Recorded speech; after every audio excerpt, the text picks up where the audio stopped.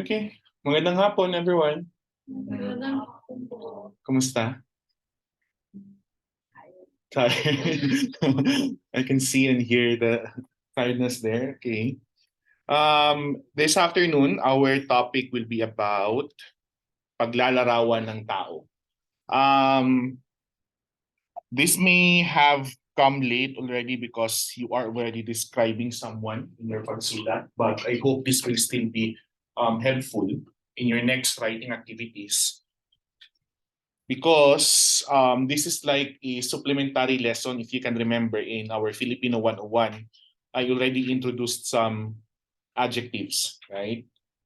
But this one will be more on vocabulary, words that you can use when you describe a person or when you write an adjectival sentence.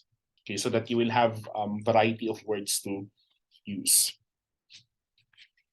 Okay, let's start with the conversation. I just want to check on you. Eva, masaya ka ba ngayong araw? Masaya means happy. Ngayong araw is today. Masaya ka ba ngayong araw, Eva?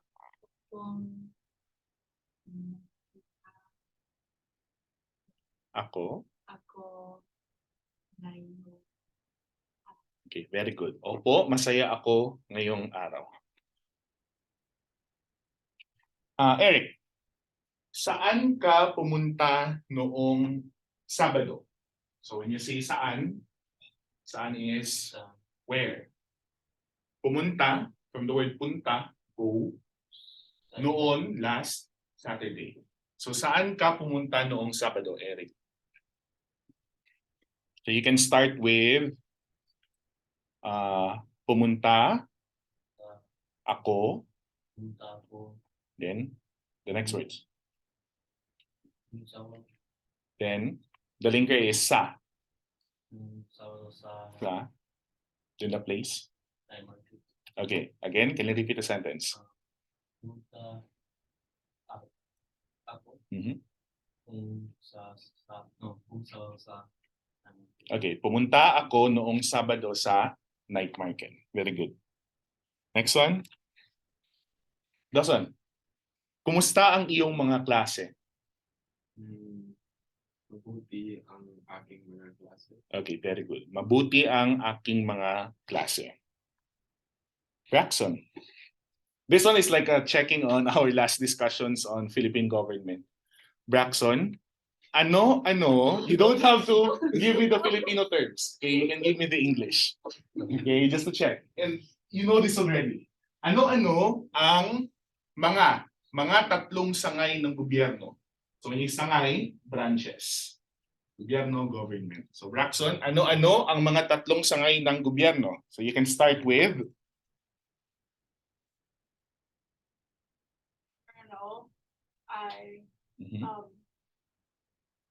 Judicial, legislative, and the highest one is executive. executive. Okay. So ang tatlong sangay ng gobyerno ay ehekutibo or executive, legislatibo or legislative, at judicial o judiciary. Okay? Michelle, sino ang Pangulo ng Pilipinas ngayon?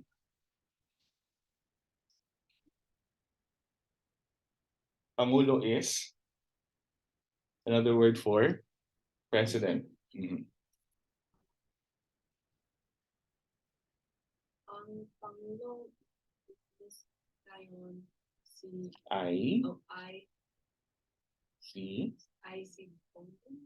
Okay. Again, repeat the sentence. Ang Pangulo ng Pilipinas ngayon ay si Bongbong. Okay, very good. Ang Pangulo ng Pilipinas ngayon ay si Bongbong Marcos. Do not forget the word I as the linker and then C as the introductory word to introduce the proper noun. Okay? C if singular, C na if proper noun plural. Okay.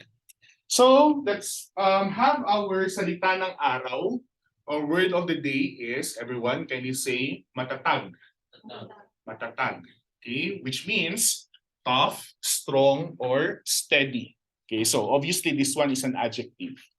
Okay, tough, strong, and steady. Piper, can you read the first sentence? Okay, it should be namin. Namin sa Davao. Our house in Davao is strong. Okay, I'm sorry for the typo here. Matatag ang bahay namin sa Davao. Our house in Davao is strong. Noah, second one. Kahit na maraming problema, matatag pa rin ang pagmamahalan ni May at Or in English. although there are many problems, the love of May and Max is so strong. Okay. So kahit is although or even though. Marami is many. Problema, of course, problem. Matatag is tough or steady. Pagmamahalan is love. So although there are many problems, the love of me and Max is still strong. Eva, the last sentence. Ako ay nagpapakatatag Okay. para sa aking mga pangarap sa buhay. Or in English. I make myself strong for my dreams. Okay. Now, if you notice, this is another form for the word matatag. The root word for matatag is tatag, which means strength. Tatag is strength. So matatag, adjective meaning you're strong. Nagpapakatatag, it's like an action or the doing of being strong. Okay? You know, you're exhibiting the strength. So nagpapakatatag. Okay? Is it confusing? So nagpapakatatag means exhibiting your strength. Okay? If you're strong, adjective, matatag. Okay? If it's exhibiting the strength, nagpapakatatag. Okay, it sounds like a tongue twister, but it is nagpapakatatag. Okay? I make myself strong for my dreams in life. Okay, so I'm hoping that when you describe a person or when you describe yourself, you can use the word matatag. For example, pagkatapos ng aming pagsusulit, ako ay matatag pa rin. What do you think is the meaning of that?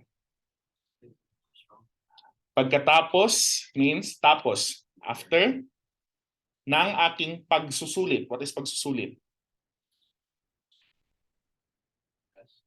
Test or examination. Ako ay matatag pa rin.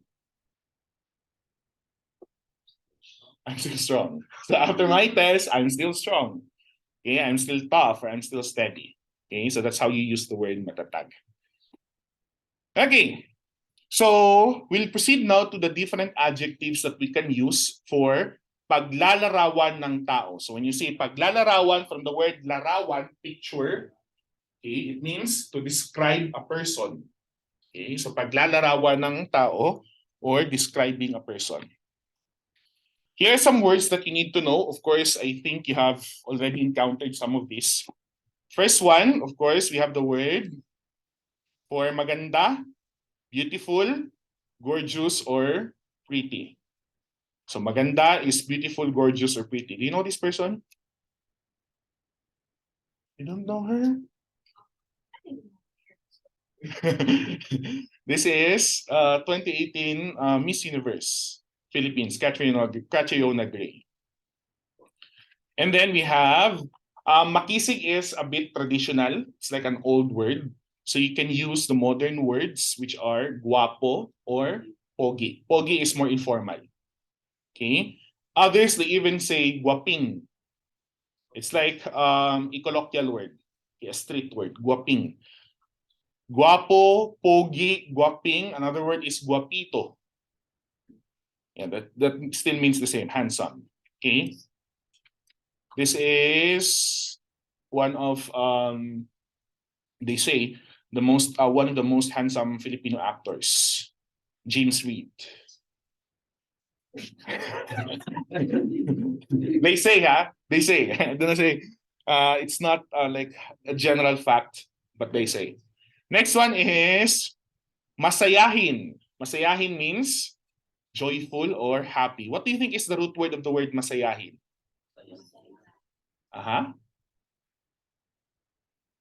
There's still a root to the word masaya.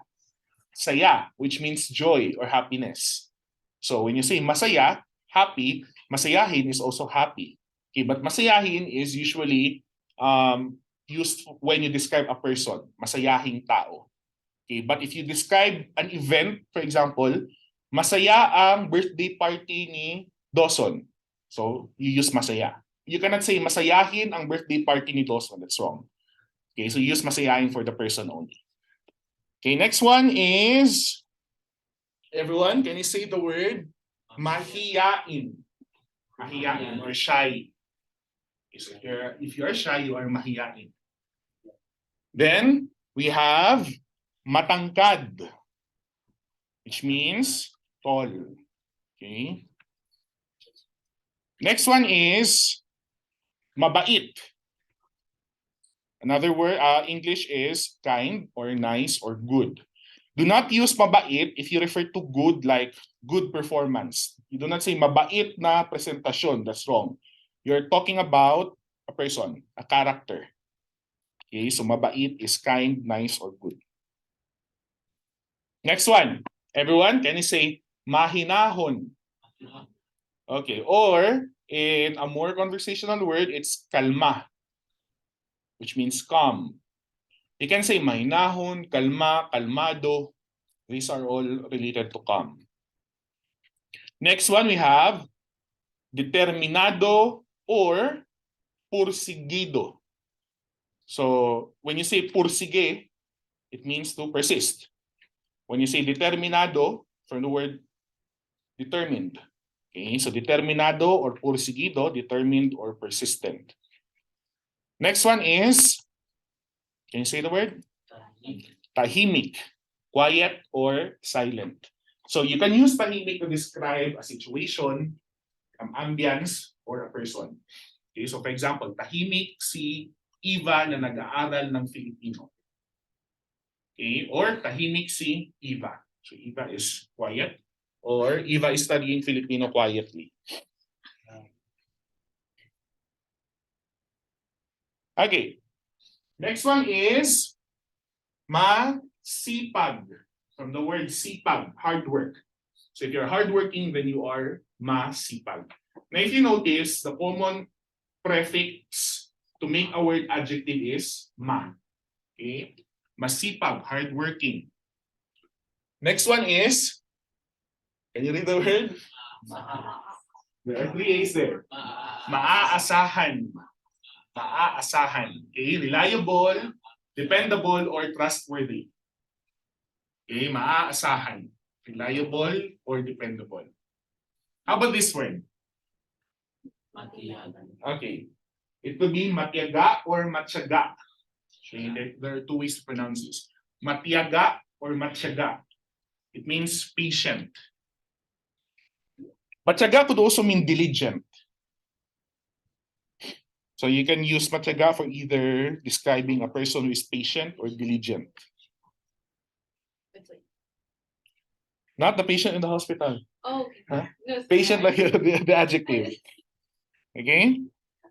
If it's patient in the hospital, it's pasyente. Yeah. Next one. We have magalang.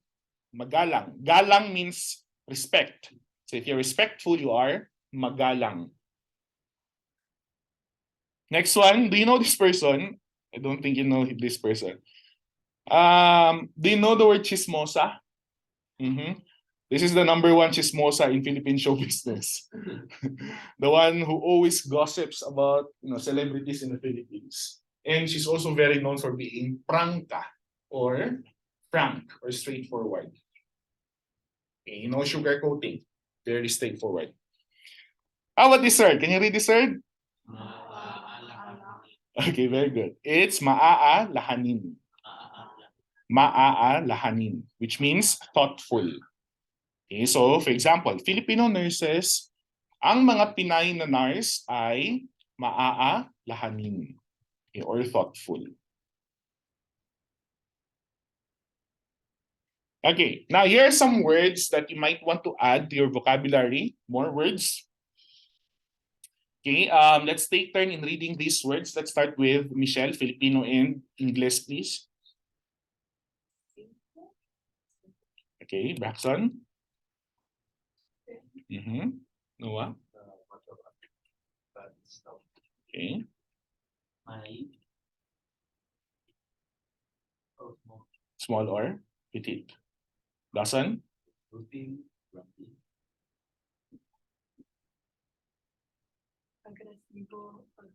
Okay, now if you notice, there are like words here that are of Spanish origin, right? The translation is very easy to remember. For example, simple. Agresivo, aggressive. So mataba, fat or stout. Maliit, small or petite. Now if you notice, the maliit here may refer to height or weight. Okay, so if the structure of a person is small, then that person is petite. So maliit siya. Okay, or it could also be, if not tall, maliit, so hindi siya matangkad, siya ay maliit na tao. Okay, short or pandak. Okay, grumpy is bugnutin. Mag-aldal, talkative. Okay, let's have the next set.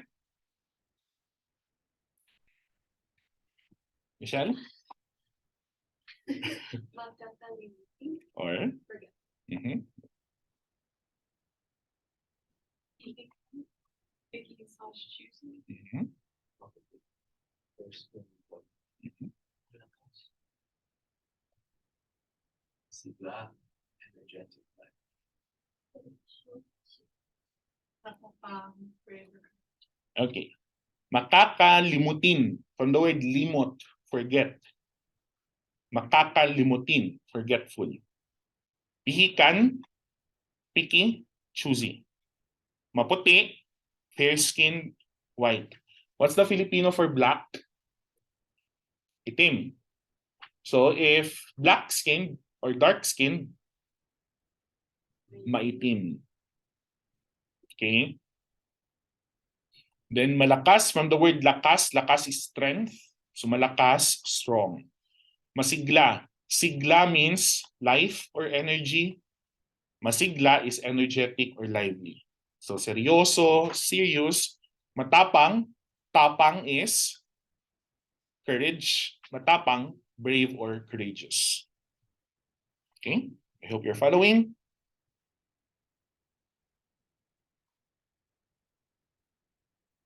Next one.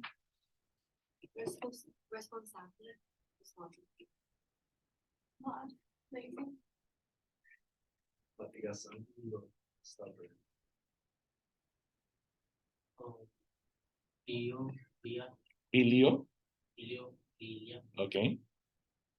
Nine. Mhm. Timber. Mhm. Mhm. Lampa. Okay. So responsable, responsible, tamad, lazy. Matigas ang ulo. If you translate this literally, it means the head is hard. So it's matigas is hard, ulo is head, so stubborn, hard-headed. Pilio, pilia, naughty. Mainhin, demure.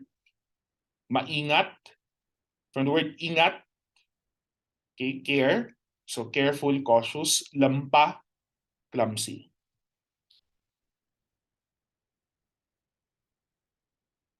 Okay, let's go the other way, Eva. Magkakatawa. Funny. Dapat. Honest. Malikhain. Malikhain. Malikhain. Noah. So, mapagbigay.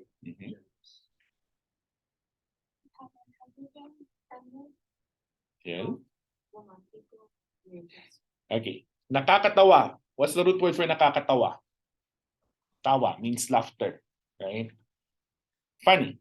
Aktibo, active, tapat. Tapat, honest. Now there's another word, there's another tapat in the Filipino language. Tapat is like a preposition in front of. Okay, so it has another meaning. For example, tapat ng college hall, in front of college hall. Okay, but this one is an adjective, it means honest. Malikhain from the word likha. Likha means create. Malikhain is creative. Mapagbigay. Bigay is give. So generous. Palakaibigan from the word kaibigan, friendly. Romantiko, romantic or sweet. Okay, Eva? Matalino, bright or intelligent. Mhm.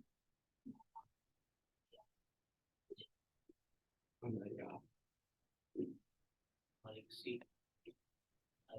Mhm. Matalino, prayerful, and thinking, sleep. Okay. So matalino, talino means intelligence, okay, or knowledge. So matalino is intelligent, brilliant, knowledgeable, bright. Okay. Mapagmatsyag. Matsyag is to spy or to observe. So mapagmatsyag is vigilant. Malaya, free. Maliksi, agile. Duwag, coward. Madasalin. What's the root word for madasalin? Dasal, which is prayer. Okay, prayerful. Antukin, sleepy. Okay?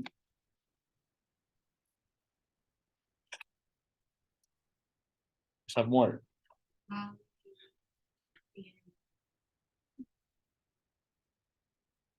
Tulot. Really.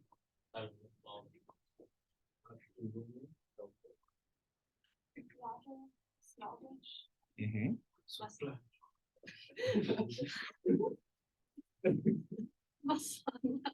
Okay.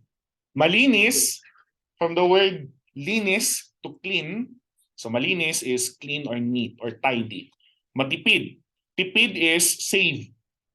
Okay, so matipid, frugal, thrifty. Kulot, curly. Kalbo, bald. Matulungin, what's the root word for matulungin? Tulong or help. So helpful. Suplado for male, suplada for female, snobbish. Okay, masama is bad. Okay? Masama may refer to a person or a situation. Okay, you can use masama. Diba? Matatag, fearful, afraid. Mapagmahal. Mapagkumbaba. Humble.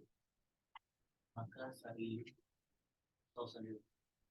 Mapayapa. Mhm. Peaceful. Sinungaling. Tirinaw. Okay, Liar. okay, Matambo. okay. Can everyone say this word? Sinungaling. Sino nga.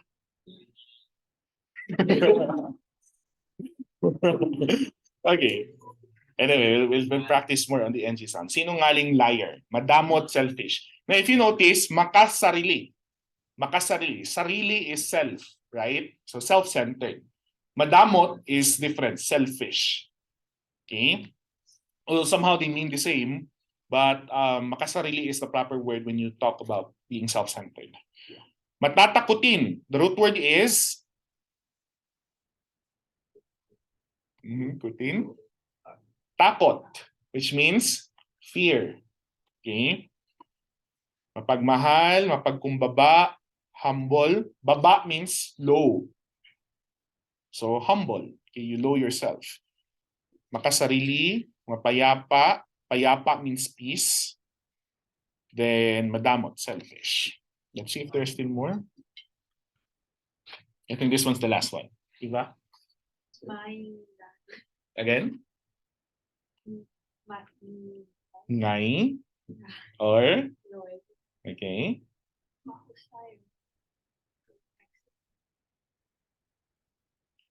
Magastos. Overspender. Mhm. Mayaman. Rich. Mahirap. Poor. Subtle, abusive. Baliw, local. Okay, but I don't encourage you to use the last words. Okay, I'm introducing this as a word. Okay, not as an expression that you can use whenever you want. Okay? In the Philippine culture, when you say someone baliw, it may hurt the person. Okay? But if you're really like, let's say, a person is like a close friend and he or she is making fun of you, and then you're telling him just for expression's sake, like you're baliw or you're loko-loko, that's okay.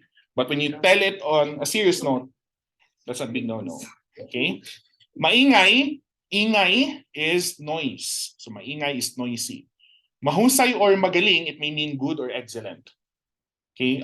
In the Philippine culture, we don't really have a distinction between good or excellent, except when we put the prefix napaka. So when you say mahusay, it's good. But when you say napakahusay, it's superlative. So it's excellent or very good. Magastos, gastos is expenses. So if you are a magastos person, then you are an overspender. Mayaman, yaman is wealth or richness. Then if you're mayaman, rich. Mahirap. Mahirap may mean poor if you are talking about a person, like a person who's not wealthy. But if you're talking about a situation like it's difficult, challenging, you can also use the word mahirap. For example, mahirap ang pagsusulit ni Kuya Maiko. So the exam of Kuya Maiko or Kuya Maiko's exam was difficult or challenging. Okay? Mahirap ang mga taong walang bahay or homeless people are poor. Okay? Now, I just want to introduce this concept. Okay, I just want to introduce this concept because this may, or you may hear this when you go to the Philippines or when you hear, listen to Filipino conversations. This is a very modern expression, a word that describes a certain group of individuals in a Philippine community. Okay? Now, if America has Karens, you know who Karens are, right? And you know what they can do. Philippines has its own version of Karens. But it's just that their jobs are totally different. Like Karens usually take notice on certain things, like things that may not be okay for them. That's why they call you out or they tell you that it's wrong, even if it's not actually wrong. What's wrong with mga marites? Okay, marites is actually from the expression aling marites, a name for a usual old big lady that you can typically find in the streets of the Philippines. Okay, usually they look like this. Okay, and their job every morning, every lunch, every evening, every afternoon is to gossip about other people. So early in the morning, you would notice these groups of ladies who would talk about someone, their neighbors maybe, gossip about things. That's why they are called marites. And I'm telling you this because you might encounter someone telling you, "Uy, marites ka," which means that you are gossiping about other people. Okay? Or this is another word for chismoso, chismosa. Okay? It's just that it's a modern word for chismoso, chismosa. Marites. Marites is actually noun, but it has been used as an adjective nowadays to refer to these kinds of people. Mga chismoso, chismosa. Okay? I hope you don't use this word in faso. You call someone very randomly, "Oy, marites." Okay? Let's practice. So we have here a sentence, English, and then I want you to give me the Filipino word. Okay, let's start with Eva. Read the sentence and then give us the word. Si Tonyo ay Hardworking. Which one do you think is hardworking? Masipag, masama, masaya, malungkot.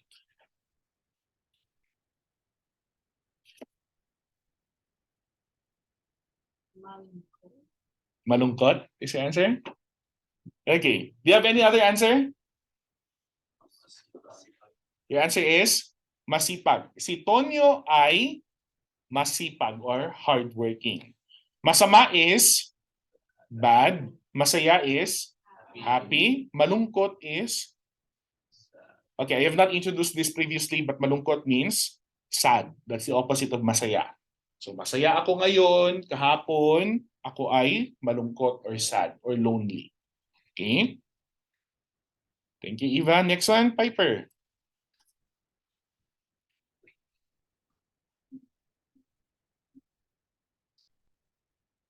Liar, ang aking kaibigan. Mahirap. Yaman.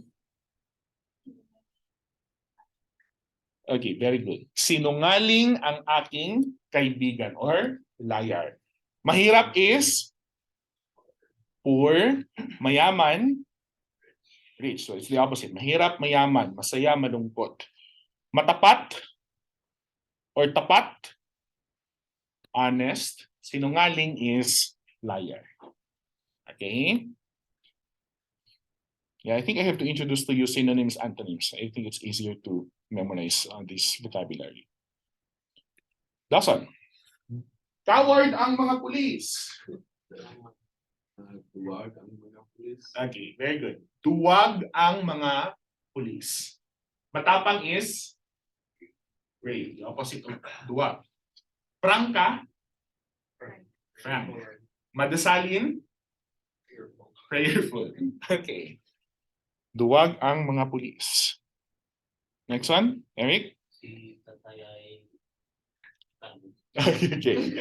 Si tatay ay bald or kalbo. Kulot is curly. Okay, just remember, kalbo, kulot. Kalbo, no hair, kulot, curly hair. Suplado, foolish. No. Foolish. snobbish. Okay.